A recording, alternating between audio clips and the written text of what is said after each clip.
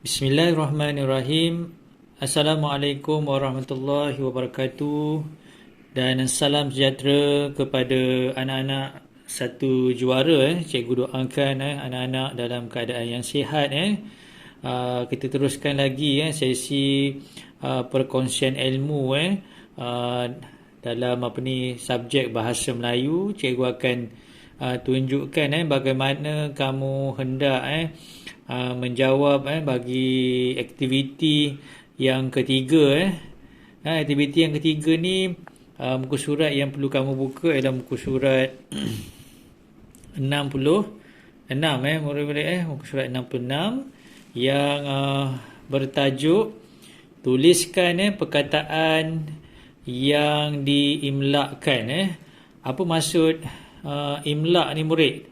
Imlak ni adalah perkataan yang disebut oleh guru dan murid-murid perlu menulis kembali di dalam buku tulis. Kalau dalam kelas cikgu akan sebutkan perkataan dan murid perlu menulis di dalam buku. Tujuannya apa murid-murid? Supaya murid dapat menguasai satu kemahiran mendengar dan bertutur, dan yang kedua adalah kemahiran menulis. Jadi dua kemahiran yang murid akan dapat di situ. Dan pembelajaran kita hari ini seperti mana yang saya sebutkan, cikgu sebutkan, kita akan belajar cara untuk mengimlak, maksudnya mendengar apa yang cikgu sebut dan perlu kamu tuliskan balik. Jawab di mana? Jawab di dalam buku aktiviti jilid yang pertama. Mari kita buat bersama-sama murid. Terlebih dahulu murid-murid perlu membaca arahan soalan. Tulis perkataan yang diimlakkan. Okey, baik, kita mulakan dengan perenggan yang pertama murid. Kami sekeluarga hendak pergi ke Universiti Utara Malaysia, Kedah. Apa itu Universiti Utara Malaysia ni murid? Okey, universiti ni adalah satu tempat pengajian tinggi bagi pelajar yang telah menamatkan pembelajaran di peringkat menengah. Jadi dah habis peringkat menengah, dapat keputusan yang baik, dapat sambung belajar ke universiti. Jadi syaratnya kena belajar bersungguh-sungguh di peringkat sekolah rendah ataupun di peringkat sekolah menengah. Jadi kamu layaklah masuk ke universiti, tapi Universiti Utara yang terdapat di negeri Kedah. Baik, kita sambung balik. Ayah ada seminar di sana. Dalam cerita ni ayah dia ni ada seminar di Universiti Utara. Baik, kami tinggal di sana selama 3 hari. Jadi dibawa satu keluarga tinggal di sana. Sebab apa? Ayah dia ada seminar selama 3 hari. Ini bagi perenggan yang pertama. Jadi perenggan pertama tak perlu kamu tuliskan perkataan yang disebutkan oleh cikgu. Baik, kita terus kepada perenggan yang kedua murid. Dalam perjalanan ayah singgah di balai polis. Nampak perkataan polis ni dihitamkan. Jadi murid perlu menulis kembali di bahagian atas ni. POLIS list, polis. Tulis murid di atas ni seperti mana yang cikgu dah tulis. Okey, baik. Jadi kita sambung. Ayah memberikan alamat. Eja alamat ni ARLAMAT mat. Alamat, tulis balik di bahagian atas ni alamat, rumah dan nombor telefon. Jadi dalam perenggan yang pertama ni menceritakan sebelum meneruskan perjalanan untuk pergi ke seminar seminar di Universiti Utara Malaysia. Keluarga ni singgah di balai polis untuk memaklumkan kepada pihak polis. Di balai polis tu ditinggalkan alamat rumah. Sebab apa kita perlu memaklumkan kepada pihak berkuasa, iaitu pihak polis? Kalau kita meninggalkan rumah yang terlalu lama. Ada sebabnya murid.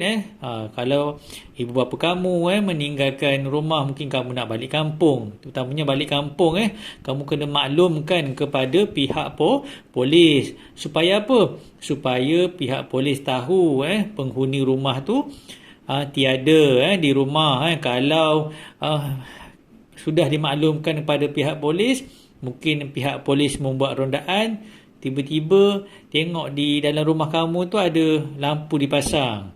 Situlah mungkin pihak polis tahulah mungkin cubaan memecah masuk di rumah kamu. Jadi perlu memaklumkan kepada pihak polis sebelum meninggalkan balai polis. Okey, baik. Jadi jangan lupa tuliskan perkataan yang berwarna hitam ni seperti mana yang cikgu tulis ni. Tulis di bahagian atas ni. Faham murid? Okey, bagus murid. Kita terus kepada perenggan yang ketiga. Pihak polis berjaya akan mengawasi saya ulang balik. Pihak polis berjaya akan mengawasi rumah kami sewaktu kami tiada.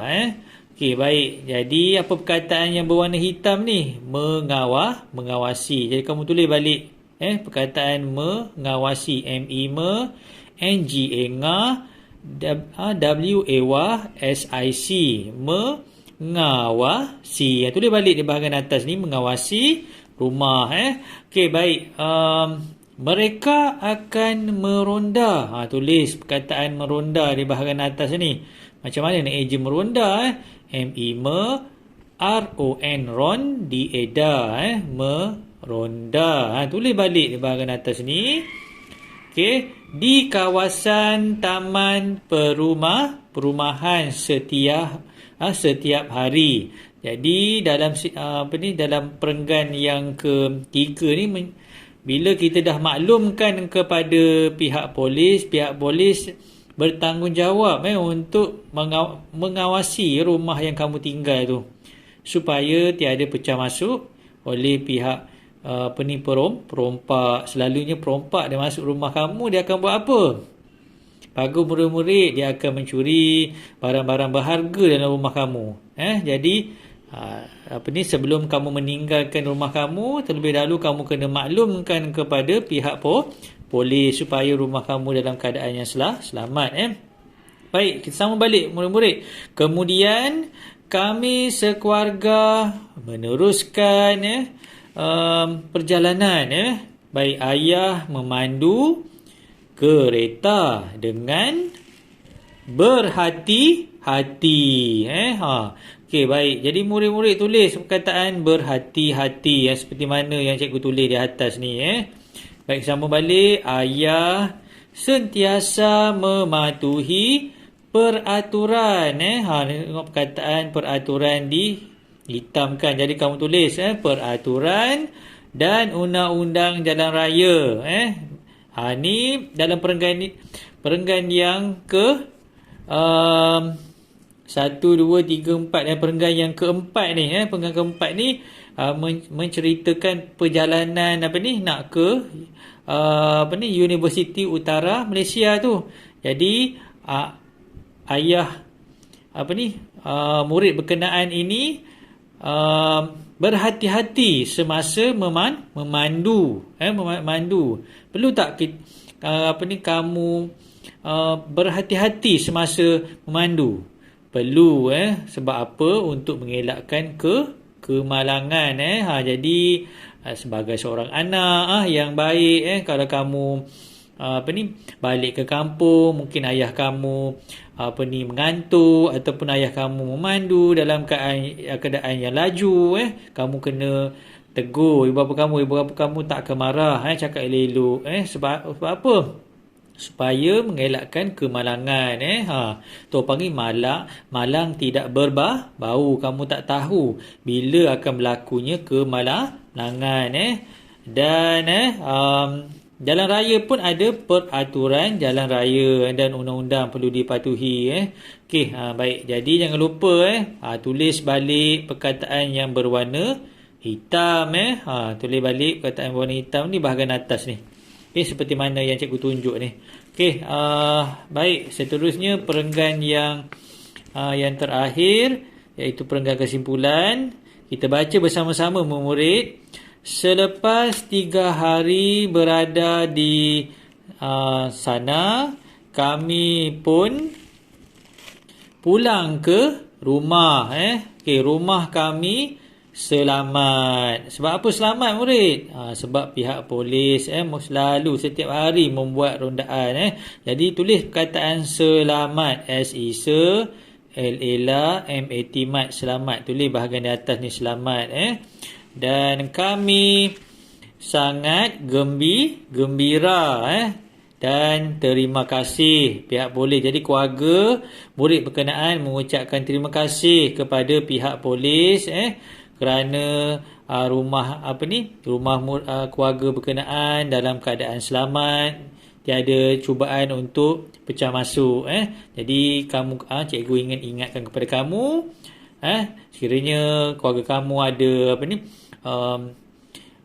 balik ke kampung ataupun pergi melancong ke, jadi meninggalkan rumah dalam jangka masa yang agak lama, sebaik-baiknya pergilah ke balai polis, memaklumkan kepada pihak polis lah kerana keluarga kamu tiada di rumah. Ni bagi aktiviti yang ketiga murid-murid. Jadi buat seperti mana yang telah cikgu ajar dalam video ni. Baik, seterusnya ada satu lagi murid-murid, aktiviti yang yang kedua murid. Kalau tengok di atas ni, aktiviti yang keempat, dia suruh kamu bina ayat berdasarkan gambar dan perkataan yang diberikan. Dalam ada berapa gambar ni? 1, 2, 3 dan ada 4 gambar. Jadi gambar yang pertama ni dah diberikan. Dia bagaimana kamu nak membuat ayat menggunakan kata sendi nama. Kata sendi, kepada, ke dengan dari ni adalah kata sendi nama. Dan di sini dia bagi kata kerja dengan kata nama. Okey, baik, cuba kita lihat gambar yang pertama. Bagaimana dia buat ayat. Okey, baik, untuk kamu nak buat ayat, teknik untuk nak buat ayat, maksudnya cara untuk nak buat ayat. Langkah yang pertama, kamu kena lihat gambar dulu. Daripada gambar ni lah kamu akan reka perkataan yang perlu kamu tulis terlebih dahulu. Dalam gambar ini, ni orang panggil apa ni? Ni adalah pengunjung. Siapa tu pengunjung? Kamu lah pengunjung. Jadi tak boleh guna saya. Saya apa kan. Tapi kalau dah tak tahu sangat, boleh mulakan dengan saya. Tapi seelok-eloknya gunalah pengunjung. Pengunjung yang paling tepat. Okey, contoh ayat ni dimulakan dengan perkataan pengunjung. Ingat, mula ayat dengan huruf besar. Maksudnya huruf yang pertama ni perlu ditulis dengan huruf besar. P ni, pengunjung. Siapa pengunjung? Ni, pengunjung. Tengah buat apa? Tengah beratur. Beratur beli apa? Beli tiket. Okey, pengunjung sedang. Sedang apa? Sedang beratur. Ambil balik perkataan yang dibagi di atas ni, tulis di sini balik. Beratur. Di mana? Di. Dia tak bagi di sini. Okey, silap-silap. Dia bagi di sini. Ambil balik di kaunter tiket. Maksudnya kamu kena gunakan perkataan yang dibagi ni. Ada berapa? Ni perkataan ada 2. Dan kata sendi di sini kamu kena sambungkan supaya menjadi ayat yang gramatis. Pengunjung sedang beratur di kaunter tiket. Ni bagi gambar yang pertama. Dah siap dah ayat dia. Cuba kita lihat gambar yang kedua. Okay, ingat balik apa yang cikgu terangkan tadi. Langkah yang pertama yang perlu murid buat, murid kena lihat gambar ni. Okey, baik. Ni gambar keluarga kamu lah maksudnya kamu ni siapa, keluarga kamu dipanggil pengunjung ni pengunjung. Ni petugas petugas dia tengah buat apa? Dia kalau tengok dari sini dia bagi memberi arahan jadi kamu tengok yang telah cikgu tuliskan ni cikgu mulakan dengan ayat petugas petugas. Siapa petugas? Yang ni petugas petugas. Ambil balik ayat yang yang dia dah disenaraikan di atas ni. Petugas memberi arahan petugas memberi arahan. Sambungnya balik. Petugas memberi arahan kepada. Ni kata sendiri nama, ambil balik. Kepada siapa? Kepada pengunjung ni kepada penumpang. Okey baik. Sebab apa dia bagi penumpang? Kamu kena tulis penumpang. Kalau dia tulis pengunjung, kamu tulislah pengunjung sini. Jadi ikut je dia bagi ayat ni Baik, petugas memberi arahan kepada penumpang dan wajib bukan sunat murid, wajib perlu dinoktahkan. Tak noktah selalunya kena patutnya cikgu akan potong markah lah sebab yang kamu mula ayat dah huruf kecil yang ni kena maksudnya mula ayat dengan huruf besar, tulis macam biasa dan kena titik ataupun noktah. Ni bagi gambar yang kedua. Baik, gambar yang ketiga dia bagi kata sendi kereta kabel bergerak atas gunung. Okey, tengok gambar ni. Ni gambar kereta kabel. Jadi, kaedah untuk nak buat ayat, kamu mulakan dengan, dia dah bagi dah kereta kabel sini. Tapi dalam gambar ni pun macam cikgu sebut tadi, kamu kena, nak mula ayat, kamu kena tengok gambar dan mulakan ayat berdasarkan gambar dia bagi tu. Kereta kabel. Jadi, mula ayat kereta kabel. Okey, kereta kabel itu. Itu tak ada bagi, kamu kena reka sendiri. Kereta kabel itu ambil balik. Bergerak ke atas gunung. Ke ni ambil. Ke atas gunung. Nak sambung dengan atas gunung ni. Selalunya kereta kabel bergerak dengan laju ataupun perlahan. Kalau laju kamu naik atas gunung tu. Terus alamat kalau ada penyakit jantung. Meninggal dunia kat situ. Selalunya secara perlahan. Secara perlahan. Kereta kabel itu bergerak ke atas gunung secara perlahan. Mula dengan huruf besar K ni dan perlu noktah. Habisnya ayat dia noktah terus di sini. Okey, faham murid ni satu contoh yang cikgu bagi. Okey, baik, seterusnya gambar yang terakhir dia bagi dari kata sendi ni dan kamu lihatlah panduan untuk kamu mula ayat maksudnya dah habis naik kereta kabel mestilah keluar dari kereta kabel dan menuju ke mana tu? Ke kedai cenderamata jadi dari sini cikgu ambil je balik perkataan penumpang tu dalam ni mestilah penumpang kalau dia bagi pengunjung kat sini tapi kamu mula dengan ayat mulalah penumpang takkan kita nak guna kereta kabel pula okey baik. Jadi, cikgu mulakan ayat penumpang. Penumpang keluar. Ambil balik. Penumpang keluar dari.